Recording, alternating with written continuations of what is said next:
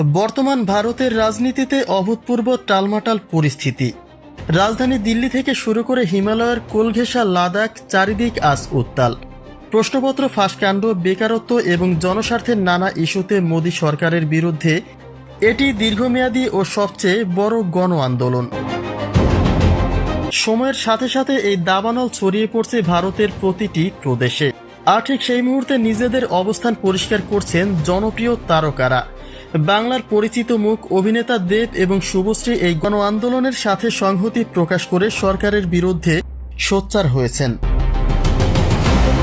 শিল্পীদের ভাষ্যমতে সাধারণ মানুষের অধিকার কেড়ে নেওয়া এবং গণতন্ত্রকে সংকুচিত করার এই চেষ্টা কোনোভাবেই মেনে নেওয়া যায় না। সরকারের এই জনবিরোধী নীতির বিরুদ্ধে তারাও অবস্থান নিয়ে পরিবর্তনের ডাক দিয়েছেন। আন্দোলনকারীদের স্পষ্ট অভিযোগ, কেন্দ্রীয় সরকার সাধারণ মানুষের কণ্ঠস্বর দাবিয়ে রাখতে চাইছে। বিরোধী মতের উপর দমনপীড়ন এবং একরোখা নীতির কারণে বর্তমান মোদী প্রশাসনকে সরাসরি স্বৈরাচারী আখ্যা দিচ্ছেন ক্ষুব্ধ নাগরিকরা। সাধারণ ছাত্র সমাজ থেকে শুরু করে বিভিন্ন পেশাজীবী মানুষ আজ এককাট্টা হয়ে মোদী সরকারের পতন দাবি করছেন।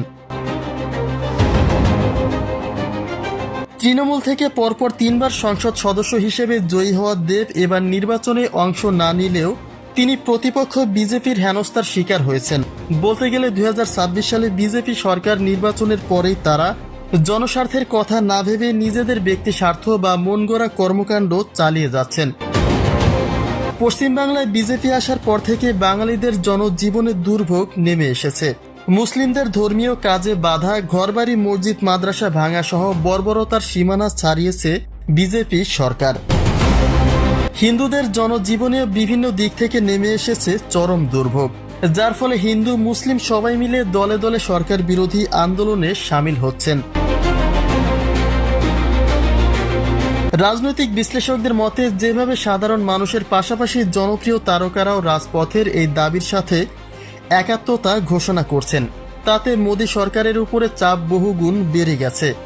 আগামী দিনে এই গণ আন্দোলন ভারতীয় রাজনীতিতে ঠিক কী ধরনের প্রভাব ফেলে সেটাই এখন দেখার পালা।